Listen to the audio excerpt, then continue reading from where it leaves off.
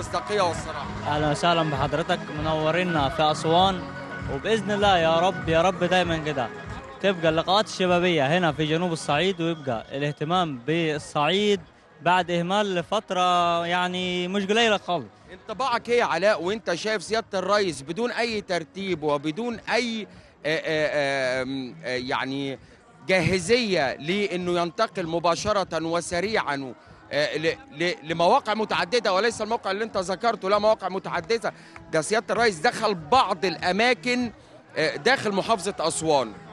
لا حضرتك دي يعني معلش دي كده ثقه ثقه. احنا ثقتنا في سيادة الرئيس ثقة ليس لها أي حدود بعد اللي حصل النهاردة إن احنا نتكلم. انت شفت الرئيس عمل ايه هناك يا علاء؟ ايه اللي شفته؟ يعني يا ريت تحكي للمشاهدين شفت الرئيس عمل ايه لما انتقل للمواقع دي؟ حضرتك مبدئيا احنا رحنا زرنا مواقع المحطات وشفناها وهي بتتنفذ فعليا، والتسليم بإذن الله في وقت قريب.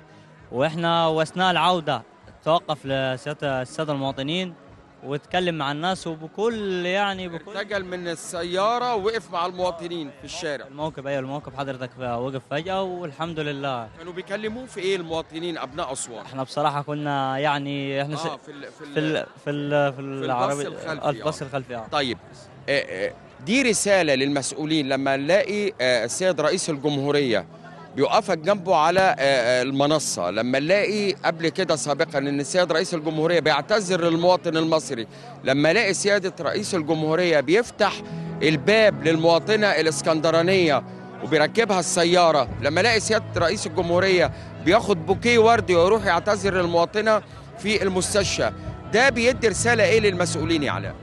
حضرتك مبدئيا رساله لينا احنا، يعني انا رئيسكم، انا رئيس كل المصريين ايا كان المستوى المعيشي، المستوى الثقافي، محل الاقامه. وبالنسبه للمسؤولين يعني انا يعني كده ثقتنا في سياده الرئيس انه عارف كل حاجه عن اي مسؤول في البلد. انا وبتكلم مع حضرته كان فاهم انا بتكلم في ايه، وكان عارف انا. انت شايف المسؤولين في المحليات هنا في محافظة اسوان ايه؟ كمواطن اسوان؟ لا كمواطن شايف قايمين بدورهم ولا لا؟ لا طبعا. تماما. المحليات يعني هنا رؤساء مراكز، رؤساء مدن، رؤساء احياء، مفيش حد قايم بدوره. كله يعني عايزين فلترة تغيير، تغيير. عايزين جهات الرقابية تنزل تشوف اسوان، مش تشوف اسوان المدينة الكورنيش، لا تنزل في